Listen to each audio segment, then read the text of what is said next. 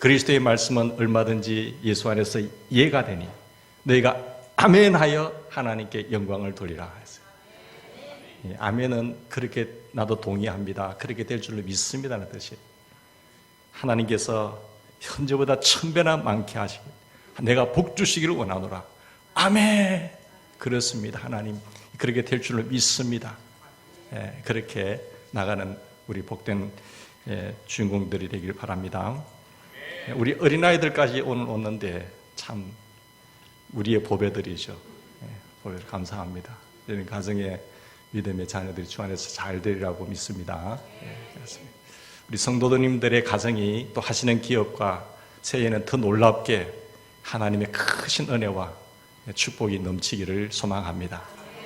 오늘 주시는 말씀을 통해서 1000배의 복을 받으라 라는 말씀을 이 명령에 이것이 내 것이 되는, 우리 가정이 되는, 우리 교회가 되는, 작은 나라지만 우리 한국이 되는 그런 은혜가 있기를 바랍니다. 창세기 12장에 보면요, 1절 2절에 보시면 이런 말씀이 있습니다. 하나님께서 아브라함을 택하셔요. 부르셔서 너는 너희 본토 친척 아비 집을 떠나라. 그래서 아브라함이 말씀을 쫓아가지 않습니까? 그러면서 하시는 말씀이 뭔가 하면 굉장히 중요한 말씀을 합니다. 내가 너로 큰 민족을 이루고 네게 복을 주어, 네게 복을 주어. 그러니까 만복의 근원은 누구라고 하지요? 하나님이란 거죠. 네게 복을 주어 네 이름을 창대케 하리니 너는 복의 근원이 될지라. 사람들이요, 뭐 기복주의 한다고 하지만 이게 복을 싫어하는 사람은 없어요. 무슨 기복주의입니까? 복을 비는 것이 빌기는 빌는데 용왕님께 빌겠습니까? 천지신명님께 빌겠습니까? 부처님께 빌겠어요. 만복의 근원 대신 하나님께 빌어야 돼요. 그게 기복이에요. 기복주의가 되면 문제지만 복을 세상에 싫어하는 사람은 아무도 없습니다. 영적인 복, 육적인 복 다 누리는 주인공이 되기를 주의 이름으로 축원합니다. 복을 받으셔야 돼요. 복을. 그래서 저는 예수 믿는 사람들은 다 예수 믿게 하는 것이 우리가 해야 되겠지만, 예수 믿어서 교회에 오신 분들은 목회자는 어떻게 하든지, 어떻게 하는 성도들이, 우리 하나님의 자녀들이 하나님의 말씀대로 복을 누리려 하는, 그걸 증거하는 사람이 되어야 돼요. 복을 증거하는 사람이 되고, 여러분들은 그 말씀이 맞으면 그것을 순종하여서 복을 누리는 사람이 되기를 축원합니다. 그걸 목회자가 가르쳐 주는 거예요. 가르쳐 주는 거예요. 하고 안 하고는 여러분 나름이지만은 저는 알릴 의무가 있잖아요. 그리고 하나님이 자기 자녀들이 잘 되기를 원하시는 것이 하나님의 뜻입니다. 믿습니까? 하나님의 내 자녀들이 누가 이렇게 벌을 주고 징계를 할 부모가 어디 있겠어요? 하나님의 본 마음은 복을 주어서 창대케 하는 것이 하나님의 뜻입니다. 그리고 그 우리 하나님의 자녀들이 잘 되는 것을 보고 전도를 받아서 하나님, 누가 저분들이 섬기는 분이 누구냐, 하나님을 알고 하나님의 영광을 돌리게 하는 것이 하나님의 의도예요.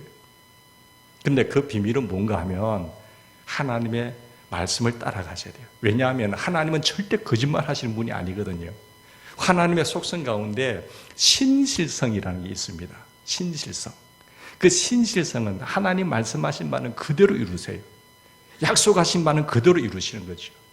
이게 절대로 변함이 없으세요. 내가 하나님의 말씀을 따라 순종을 심어 놓으면 심은 대로 거두는 거예요. 적게 심는 자는 적게 거두고 많이 심는 자는 많이 거두게 될 줄 믿습니다. 그것은 그 믿음에서 오는 거예요. 하나님을 믿는 믿음으로 내가 그 신실하신 약속을 하나님을 믿고 내가 거기에 심으면 거기서 30배, 1000배로 복을 내리시는 거예요. 그런데 하나님 말씀하셨지만 하나님 신실하신 그 하나님을 믿지 않고 자기 마음대로 살아가면 하나님 약속의 복을 1000배나 누릴 수가 없지요. 우리는 하나님을 지금보다 더 많이 신실하게 믿고 확신하셔서 현재보다 1000배의 복을 누리는 주인공이 되기를 바랍니다. 그런 욕심이 있어야 돼요. 거룩한 욕심. 세상을 살아가는 짧은 인생이지만 이 짧은 인생 속에서도 뭔가 하나의 영향력 있는 사람으로 살 수 있도록 이웃 자녀들을 축복해 달라고 그렇게 기도하는 부모님들 되시길 바랍니다. 내가 너로 큰 민족을 이루고 너를 창대케 하여 너는 복의 근원이 될지라. 그러면서 중요한 말씀을 하셨어요. 너를 축복하는 자에게는 내가 복을 주고 너를 축복하는 자에게는 내가 누구예요? 하나님이 복을 주는 거예요. 그 사람을 축복하는 사람은 하나님이 복을 주고, 그 사람 너를 저주하는 자에게는 내가 저주하겠다고 하셨어요. 이게 얼마나 특권입니다, 여러분. 믿습니까? 하나님의 신실하게 믿음으로 살아가는 사람들을 건드리면 어떻게 되는 거예요? 하나님이 처리하시는 거예요. 믿습니까? 그런 대단한 자부심을 우리는 가지셔야 돼요. 불신자들을 볼 때에, 세상을 볼 때에 세상을 우습게 보라고 하셔요. 하나님이 우리와 함께이기 때문에 여러분들이 건드릴 필요 없어요. 우리가 간섭할 필요 없다니까요. 우리가 하나님 바로 신실하게 바로가 서 있으면 하나님께서 복을 주시고, 내가 복을 주고 너를 저주한 자에게 내가 저주하겠다. 이 확신이 없으면 신앙생활에 재미가 없어요. 내가 어떻게 하려고 애를 쓰게 되는 거죠. 인간의 말로 어떻게 할 필요도 없는 것입니다. 여러분, 갈라디아서 3장 6절부터 9절까지 보면 누구든지 예수 그리스도의 이름을 믿으면 그 믿음으로 말미암아, 신약시대에 와서 그 믿음으로 말미암아 아브라함의 아들이 된다고 했습니다. 우리가 이 놀라운 축복의 계통을 어떻게 이어옵니까? 우리가 예수님 안에서 하나님의 자녀 새로워지면은 아브라함의 아들이 되고 아브라함과 동일한 복을 약속받게 된다는 거예요. 믿습니까? 구약시대는 택한 자가 이스라엘이지만은 신약시대에 택한 자는 성도들이에요. 하나님의 택함을 받은 사람들이 예수님 안에서 새롭게 되며 하나님의 자녀가 되심과 동시에 아브라함의 후손이 되는 거예요. 아브라함의 후손은 아브라함과 받은 그 약속의 후손이 되는 겁니다. 같이 연결되는 거예요. 그러므로 우리는 복의 근원이 되는 것이죠. 아브라함뿐만 아니라 오늘 예수 믿는 우리 여러분에게 동일하게 선포되어지는 하나님의 축복의 말씀인 것을 믿으시기 바랍니다. 그래서 여러분들로 말미암아 여러분들의 신앙, 부모님들, 할아버지들의 신앙으로 말미암아 그 개성이 되면 그 복이 쭉 흘러내려가요. 우리 선조들이 우리 할아버지, 아버지가 심어놨거든. 그걸 우리에게 흘러내리는 것을 믿으시기 바랍니다. 다가오는 우리 새해에는 우리 모두가 그 축복의 주인공이 되시기를 주의 이름으로 축원합니다. 복, 그거 뭐 복을 이야기하느냐? 그렇게 이야기하지만 다 복을 사모하는 거예요. 목회자인 저도 복을 사모하는 겁니다.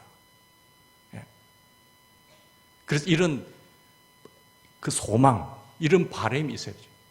세상의 모든 사람들은 뭐 저 해를 바라보면 복이 온다. 타종을 하면은 복이 온다. 이렇게 말하지만 하나님 그런 분이 아니세요. 우리 만복의 근원은 하나님의 주권적인 손에 있는 줄 믿으시기 바랍니다. 생사화복은 여호와 하나님께 있는 거예요. 여기 신명기 1장 11절 말씀 보십시오. 너희 조상의 하나님 여호와께서 너희를 현재보다 1000배나 많게 하시며 너희에게 허락하신 것과 같이 너희에게 복 주시기를 원하노라.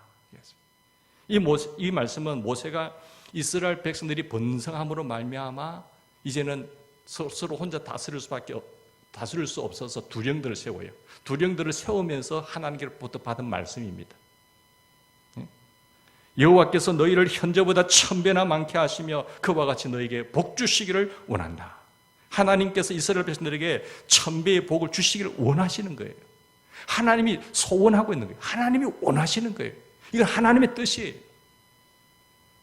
그러면 이 1000배의 복을 받아 누리기를 간절히 소원하며 우리가 나가야 되는데 어떻게 할 때에 이 1000배의 복을 누릴 수 있느냐 말이에요.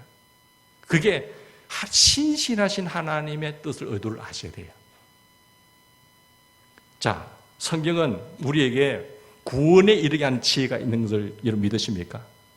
다른 데는 없어요. 성경에만 구원에 이르는 지혜가 여기 있어요. 그렇다고 한다면 구원받은 우리는 이제 어떻게 살아야 될 것이냐? 복 받으며 사셔야지. 믿습니까?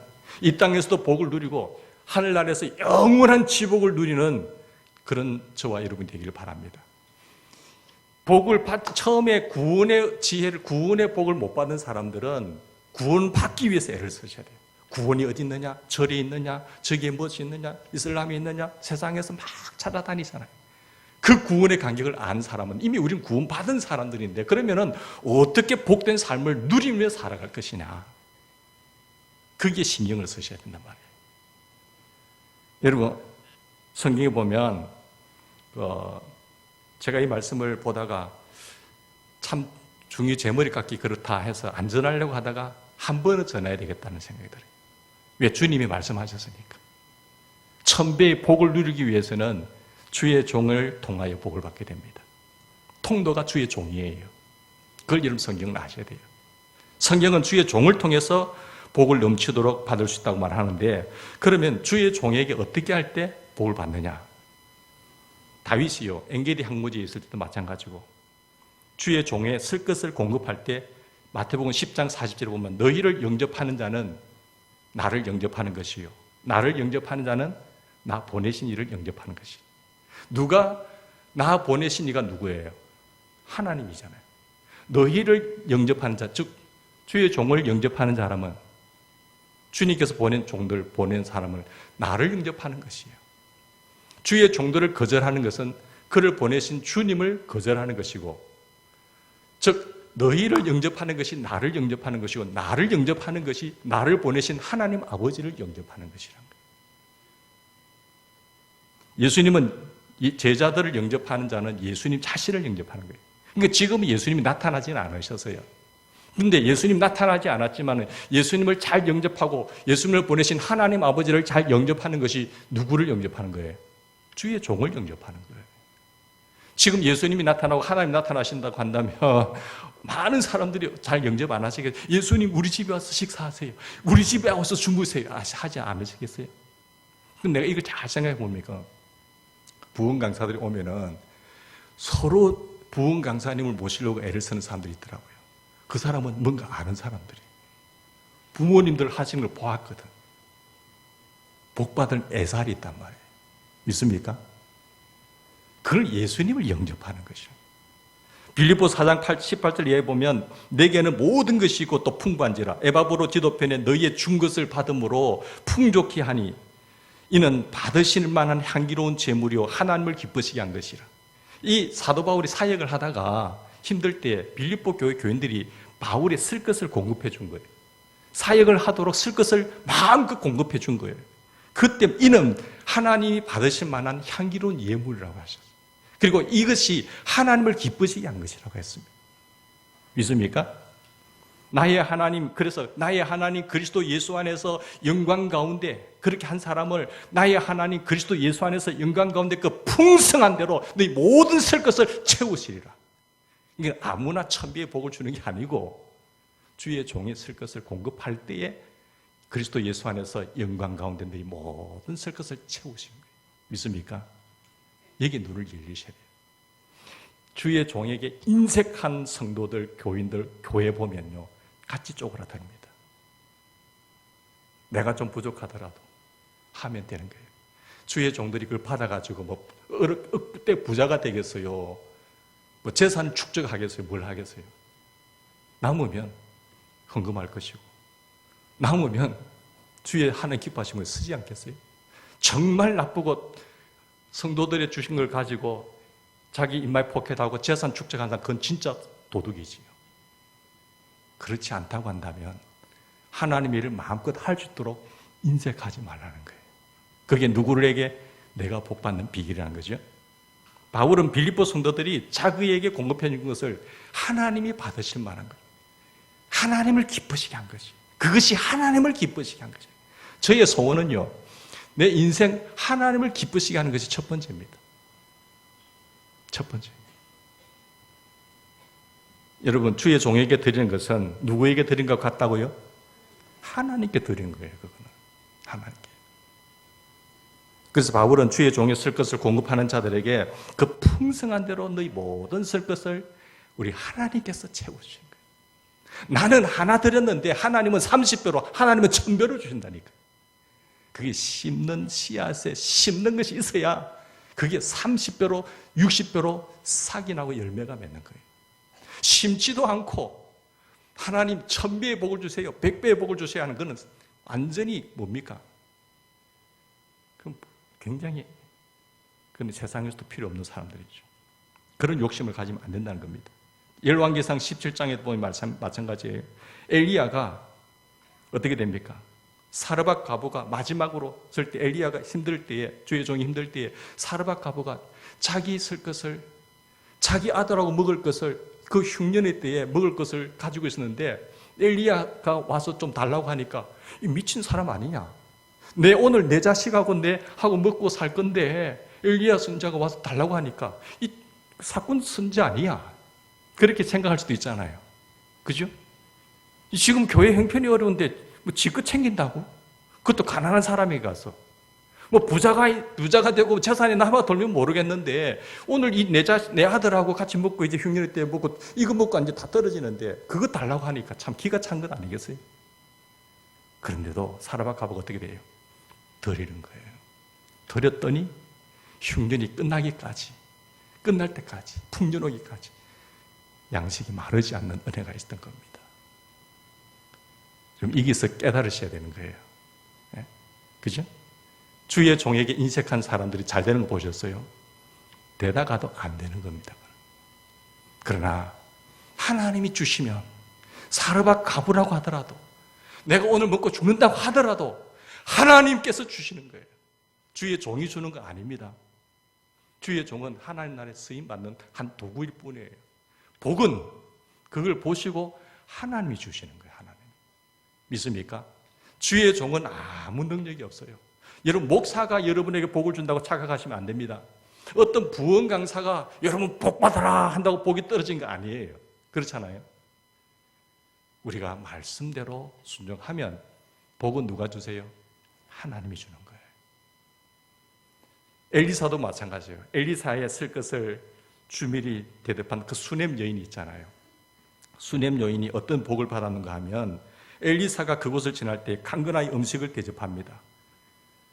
자기 엘리야도 그랬지만 엘리사도 보면은 뭐 자기 선배도 그랬는 것처럼 모르죠. 그걸 배워서 그는 모르지만은 이 사르밧 과부가 그걸 보고 침상과 책상과 잘꽃과 음식과 이런 것을 수넴 여인이 세심한 배려로 엘리사를 공급해요. 주의 사역에 원활하게 할 수 있도록 필요한 것을 다 공급해 뒤에서 됩니다. 사울이거든 마찬가지잖아요. 바울이 있었던 것처럼. 그리고 엘리사가 마음이 감동되어서 뭐라고 한다면 저를 위하여 무엇을 하여야 할꼬? 너무 죄송스러워가지고 엘리사 선자가 이 수넴 여인이 너무 잘 챙겨주니까 내가 저를 위해서 어떻게 해야 되지? 그게 고민이었어요. 그래서 먼저 복을 주고자 빌었던 거예요. 열왕기하 4장 14절에 보면 엘리사가 가로되 그러면 저를 위하여 무엇을 하여야 할꼬? 게하시가 대답하되 참으로 이 여인은 아들이 없고 그 남편이 늙었나이다. 자식이 없어요. 그래? 그걸 하나님께 기도하는 거예요. 수넴 여인은 아들을 달라고 엘리에게 구하지 않았어요. 주의 종이여 저에게 아들이 없나이다. 아들을 좀 달라고 해요. 그렇게 말하지도 않았어요. 거기에 수넴 여인이 하는 행동에 감동이 되어서 엘리사가 먼저 그걸 이야기하는 거예요. 마음의 감동을 받아 여인을 불러서 돌이 되면 아들을 안으리라 축복하였고 엘리사의 말대로 결국 수넴 여인이 아들을 얻게 됩니다. 왜요? 심었기 때문에 그래요. 주의 종에게 세 번째는 순종을 하셔야 돼요. 히브리서 13장 17절에 보면 너희를 인도하는 자들에게 순종하고 복종하라. 여기서 너희를 인도하는 너희는 누군가 주의 종들을 이야기하는 거예요. 원어석으로 보면 저희는 너희 영혼을 위하여 경성하기를 자기가 회개할 자인 것 같이 하느니라. 저희로 하여금 즐거움으로 이것을 하게 하고 근심으로 하게 하지 말라. 주의 종들이 즐거움으로 할 수 있도록 해야지 근심으로 하게 하지 말라. 그렇지 않으면 너희에게 유익이 없느니라. 안 되는 교회들은요 주의 종들에게 신경을 안 써요. 다 근심 속에 빠져요. 그러나 잘 되는 교회들은 어떻게 하든지 잘 되는 집안 한번 보세요. 주의 종들에게 어떡하지? 밥 한 끼라도 더 대접하려고 하고. 저보고 하라는 건 아니에요. 저는 안 해도 먹고 살아요. 여러분들 지금 복을, 통로를 제가 열어드리는 거예요. 목회자가 저만 있습니까? 더 힘든 목회자들 더 많은데. 그런 분들을 생각할 줄 알아요. 나이가 내보다 어리다고 해서 뭐 이름 쩍쩍 부르면서 하는 거 아니에요. 저도 집사님들 볼 때 제가 옛날부터 가르쳤다고 해서 뭐 누구야 이렇게 부르지 않습니다. 집사님 이렇게 불러요. 근데 내가 좀 많이 배웠다고 해서 이름 딱 부르면서 내 연수함을 업신여기지 말라고 하셨는데 그런 기본이 안 되는 거예요. 주의 종이면 나이가 어리든지 나이가 연세가 많든지 주의 종은 주의 종이에요. 여호수아 보세요. 그러니까 주의 종의 말에 여호수아가 뭐라고 하는가 하면은 이스라엘 백성들에게 여리고성을 돌라고 하잖아요. 초롱성 같은 여리고성을 돌라. 그렇게 돌라고 했을 때 사람들이 그대로 순종합니다. 야, 이거 돈다고 우리 성이 무너지냐? 성이 무너지냐? 그것도 한 바퀴도 아니고 매일 돌다가 마지막 7일째는 7바퀴를 돌아가고 하니까 그게 이해가 안 되잖아요. 그러나 주의 종이 말한 대로 순종하는 거예요. 하나님의 말씀이 아니에요. 지금 하나님은 나타나지도 않았고 지금 여호수아가 지금 백성들에게 이야기를 하는 거예요. 하나님이 나타나셔, 야, 너희들 내 말 잘 들어라 이러면 잘 듣겠지요. 그러나 여호수아가 지금 이야기를 한다고 해요. 그럴 때에 순종했을 때에 그 강력한 그 성도 무너지는 거예요. 왜? 그 믿음을 보고 그 순종을 보고 하나님이 역사하시는 거예요. 믿습니까? 요단을 건널 때도 마찬가지잖아요. 여호수아가 법궤를 맨 제사장들에게 요단에 들어서라고 하는 거예요. 우리 들었으면 죽는데요? 하나님이 나타나서 말씀하신 거 아닙니다. 여호수아가 지금 이야기하는 거예요. 여호수아가. 주의 종이 죄지으라는 소리, 엉뚱한 소리 안 하거든. 하나님의 말씀이거든. 순종을 하셔야 돼요. 그대로 하면 갈라집니다. 기적이 일어나요. 믿습니까? 예. 체험하는 신앙이 되셔야 돼요. 이스라엘 백성들이 하나님의 음성을 듣고 행한 것이 아니란 말이에요. 하나님이 불 가운데로 모세에게 나타난 것처럼 나타나서 너희들 제사장대로 들어가라. 이런 게 아니잖아요. 주의 종을 통해서 말씀하시는 거예요. 그래서 여호수아의 말만 듣고 순종한 거죠. 그렇게 하였을 때 기적은 누가 베푸시는 거예요? 여호수아가 베푸는 것이 아니라 하나님께서 기적을 베푸신단 말이에요. 제가 여러분 죄지읍시다. 요 불법을 행합시다. 그렇게 선동 안 하면은 그런 건 절대로 목숨을 걸고 막으셔야 돼요. 그런 일이 아니거든. 저기 하나님의 말씀이 저 박 목사가 저래도 하나님의 말씀을 전하구나. 그러면 받아들이셔야 돼요. 그런 은혜가 있기를 바랍니다. 그게 복 받는 비결이에요. 나아만 장군이 한 나라에 그 군대 장관인데 큰 힘의 장군이잖아요. 근데 문둥병이 걸려가지고 소식을 듣고 저 나라 유대 나라에 가면 좋은 선지자가 있다더라. 엘리사의 손에 가면 낫는다 하더라. 그걸 듣고 왔어요. 그런데 나아만 장군이 군대를 이끌고 자기 병 고치는데 오만 마차를 끌고 온 거예요. 병 고치는데 그게 뭐가 필요합니까? 그냥 병 고치는 게 목적이잖아요. 그런데 그렇게 완 거예요. 근데 자기가 가면 엘리사 선지자가 주의 종이 나와서 장군님 오셨나이까? 그것도 힘 있는 나라니까 그렇게 할 줄 알았어요. 근데 눈에는 콧배기도 안 보이고 자기 종을 통해서 보내어서 요단강에 가서 7번 목욕을 하라고 하니까 기가 찬 거예요. 이것 봐라. 이렇게 할 수도 있잖아요. 그래서 안 간다고 했어요. 우리나라에는 요단강보다 더 깨끗한 물도 있다. 내가 거기에 목욕하기 위해서 여기까지 왔느냐 했을 때에 그때 그 참모진이 좋았어요. 장로님, 목적은 병 고치는 거 아닙니까? 무슨 일을 한다고 하더라도 그것이 하면 된다고 하면 되는 건 아닙니까? 한번 해봅시다 해서 그렇지. 내가 지금 내 자존심 내려세울 게 아니지. 그렇게 해서 순종하였더니 깨끗하였었더라. 우리가 하나님의 뜻을 이룰 때에 많은 걸림돌이 있을 수가 있어요. 그렇지만 그것이 하나님의 말씀이에요. 내 목적이 무엇인가? 내가 복을 받는 것이 목적이 되어야 되잖아요. 그렇게 할 때에 우리가 저버리지 않기를 바랍니다. 여러분 누가복음 10장 16절에 보면 너희 말을 듣는 자는 곧 내 말을 듣는 것이요 너희를 저버리는 자는 곧 나를 저버리는 것이요 나를 저버린 자는 나 보내신 이를 저버리는 것이니라. 주님의 말씀이에요. 주의 종의 말을 듣는 사람은 예수님의 음성을 듣는 거예요. 예수님의 음성을 듣는 사람은 하나님 그를 보내신 아버지의 음성을 듣는 거예요. 주의 종의 말을 거부하는 사람은 예수님의 말씀을, 하나님의 말씀을 거부하는 것이라고 이야기를 하는 겁니다. 하나님께서 보내신 사람의 말을 듣는 것은 하나님의 말을 듣는 것이에요. 그건 이건 구분하셔야 돼요. 제가 저짓자고 선동할 때는 여러분 노하셔야 돼요.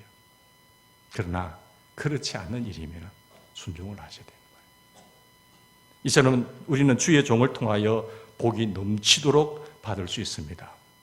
통로가 주의 종이에요. 그건 하나님이 왜 그러신지는 모르시겠어요. 주의 종을 세우시고 그 종을 통해서 우리에게 복을 주시는 것입니다. 주의 종을 잘 섬기는 가정들이 망했다는 소문 들어보셨어요? 저는 못 봤어요. 주의 종을 섬긴 사람들의 저는 받을 때마다 너무 죄송스러워요. 때로는 눈물이 핑 돌 때가 있어요. 제가 황송할 정도로, 때로는 조그만 것이지만 이거 내가 받을 게 아닌데 생길 때 제가 감동이 된단 말이에요. 그러니까 제가 그걸 먹고 살을 찌겠어요? 뭘 하겠어요? 그건 아니잖아요. 주의 종들이. 그 원리를 깨달아는, 그래서 천배의 복을 누리는 우리 성도님들 되기를 바랍니다. 또 두 번째는 성전 건축을 할 때 복을 받은 거예요. 성전 건축. 사무엘하 7장에 보시면 다윗 왕이 되어서 궁전에 평안히 거했어요. 그런데 다윗이 생각해 보니까 나는 이 좋은 집에 사는데 우리 아버지 하나님은 저 천막에 있거든. 그게 마음이 늘 죄송스러운 거예요. 아, 우리 아버지는 저 천막에 가는, 나는 이 왕궁 같은 이 좋은 곳에 사는데. 그래서 결심을 합니다. 아버지, 제가 아버지의 집 지어드리면 안 될까요? 하나님 너무 좋은 거예요. 지어드린 거 아니에요. 아버지, 저는 너무 좋은 데 사는데 아버지가 천막에 계신 것 보니 너무 죄송스럽네요. 그래서 제가 아버지의 집 지어드릴게요 했어요.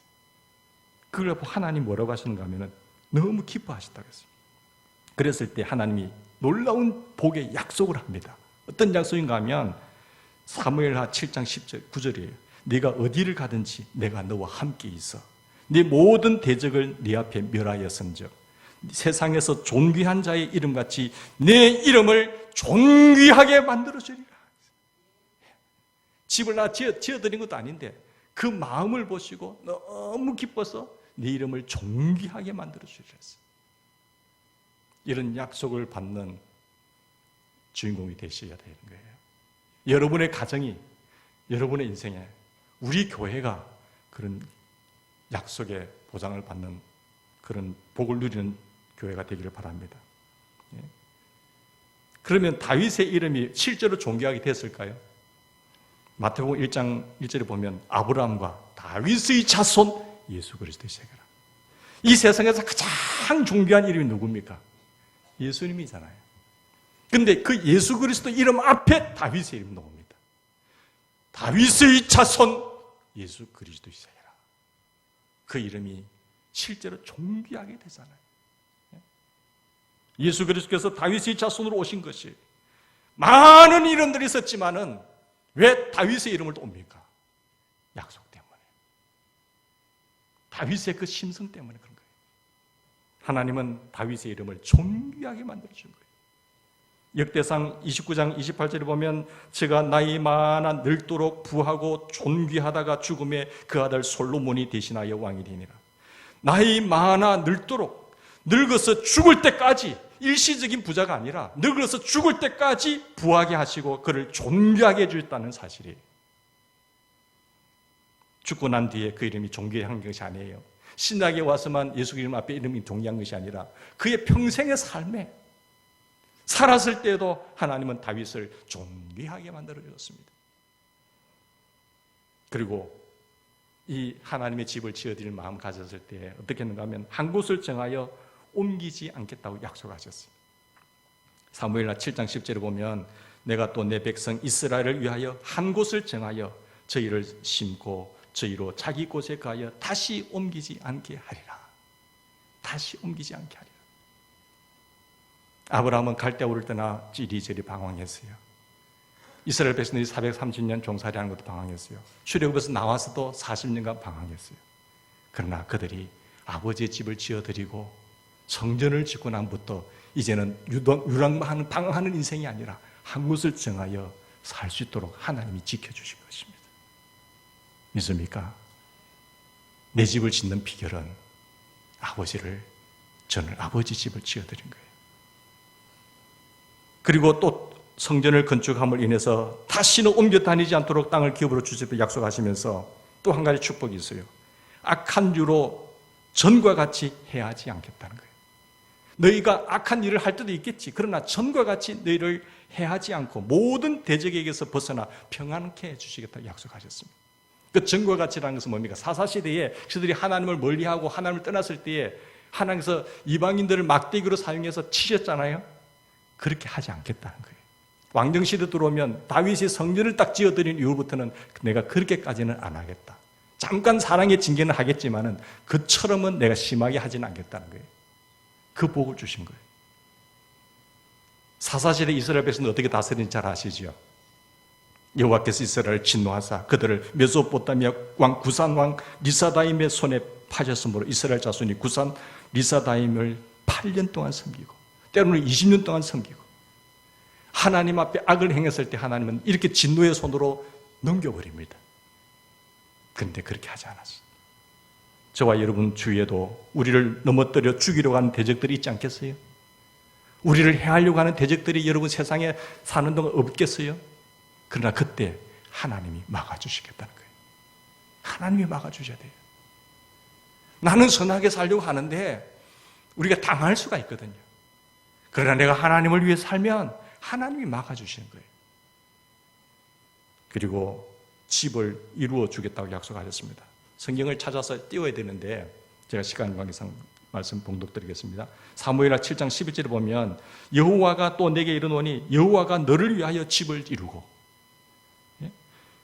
여호와가 너를 위하여 뭘 이루고요? 집을 이루고 다윗이 성전을 지어드리겠다는 그 고백에 하나님은 너를 위하여 내가 집을 이루어 주겠다. 계속되는 말씀 보면 다윗이 이 약속을 붙잡고 하나님께 기도하는 내용이 있습니다. 여호와 하나님이여 이제 주의 종과 종의 집에 대하여 말씀하신 것을 영원히 확실케 하옵시며 말씀하신 대로 행하사 사람으로 영원히 주의 이름을 높여 이르기를 만군의 여호와는 이스라엘의 하나님이라 하게 하옵시며 주의 종 다윗의 집으로 주 앞에 견고하게 하옵소서. 기도처럼 성전 건축할 때에 하나님께서 그 집안과 그 가문을 주 앞에서 견고하게 세워주겠다는 거예요. 오늘 여러분의 가정과 여러분의 집안이 견고하게 세워지는 복을 누리기를 바랍니다. 예. 여러분 성전 짓는 것 평생에 한 번 올까 말까예요. 올까 말까. 그것을 자꾸 해가지고 힘들다고 빠져나간다든지 그렇게 하시면 안 됩니다. 그렇게 하시면. 우리가 하나님의 집 짓는다, 하나님 집 짓는다 마음을 가지고 내가 동참하면 하나님이 어떻게 하시는가 한번 보세요. 어떻게 하시는가. 하나님 반드시 살아계시고 그런 가정들을 지키시고 그런 사업들을 붙잡으시고 하나님 역사하실 줄 믿습니다. 네. 절대 낙심하지 마세요. 아이고 뭐 여기 좋은데 뭐 우리가 저기 가고 싶어서 하겠어요. 저도 모르겠어요. 그렇게 간다고 다 계약이 됐으니까 힘든 일이지만 주님 이것도 뭐 우리가 내 생에 한번 올까 말까. 그렇다고 한다면 힘써서 기도하고 하나님의 영광이 가려지지 않도록 하나님 온 성도들이 같이 힘을 합하고 나갈 때에 하나님이 함께 하실 줄 믿습니다. 그게 우리에게 복이에요. 복을 주시려고 하나님 갖고 기다리신다고요. 성도들 헌금하는 거 보면 5만 원 뭐 이렇게 하신다고. 네. 물론 그것도 큰 것이지만 힘드신 가운데 하는 게 힘드시지만 제가 보통 성전 건축할 때 보면 서울에서도 했지만 보통 몇천만 원씩 합니다. 그런데 우리는 뭘 해야 돼요? 1억짜리 기도를 하자는 거예요. 믿습니까? 예. 하나님 역사하셔서 우리의 눈물의 기도를 보시고 내가 1억짜리 헌금을 하겠나이다. 저 조합과의 결탁이 되면은 잘 해결되면은 여러분들이 1,000만 원, 2,000만 원씩 안 해도 되잖아요. 그게 하나님께 헌금한 거거든요. 내 돈을 내서 짓는 거냐? 다른 사람을 짓는 거는. 그런데 제가 볼 때, 목회자가 볼 때 이러시면 안 돼요. 장로님하고 건축위원장 장로님하고 제가 법정에 가는데도 기도하는 사람이 없어요. 물론 자기 자리에서 하시겠지만 여러분, 내가 법정에 가는 사건이 물려있을 때 여러분 기도 안 하시겠어요? 우리 집안의 문제가 내 자식 문제 때문에 내 집안 큰 이 재산이 넘어갈동 말동할 때에 법정에서 다툼이 생길 때 여러분 멀뚱하게 구경만 하시겠어요? 아니잖아요. 그렇게 할 사람 아무도 없어요. 그러나 교회 일이라고, 이건 내 일 아니라고 내몰라로 하시면 안 돼요. 그거는 하나님 굉장히 섭섭해하세요. 그러면서 하나님 복 달라고 하는 거는 이 사람과의 관계도 그건 있을 수가 없는 거예요. 우리가 다시 새해에 더 힘을 합쳐서 하나님의 이름이 조롱당하지 않도록 내가 기도하겠나이다. 지켜주십시오. 하나님의 놀라운 역사를 보게 해주십시오. 같이 힘을 합치는 저와 여러분 되길 바랍니다. 우리의 믿음을 지금 달아보신다고요.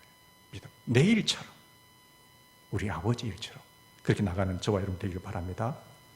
그러면 우리 아버지가 내 집을 지어주시고 우리의 위를 영원히 견고하게 해주시는 그 축복을 다 누리는 저와 여러분 되길 바랍니다. 예. 학계 선제에 보면은 그러나 오늘부터는 내가 너에게 복을 주리라. 하나님의 성전이 다 파괴되고 나서 성전 재건할 때, 성전 건축도 중요하지만 재건할 때 그들이 미루었어요. 성전 재건을. 그러나 다시 학계 선지자가 왔을 때 결단을 하고 다시 성전 재건의 마음을 가졌을 때 하나님 하신 말씀이에요. 너희는 오늘부터 이전을 추억하며 보라. 9월 24일 곧 여호와의 전 지대를 샀던 날부터 추억하여 보라. 곡식 종자가 오히려 창고에 있느냐? 포도나무, 무화과나무, 석류나무, 감람나무의 열매가 맺지 못하였느니라. 내가 애를 쓰고 노력하고 했는데 무화과나무, 포도나무 열매가 없지 않았느냐? 수고한 대로 노력 다 하면 성공하지 못할 사람이 어디 있겠어요? 그러나 그렇게 수고했지만은 무화과나무, 포도나무 이런 것이 열매가 없었지 않았느냐? 그러나 오늘부터는 내가 너에게 복을 주리라.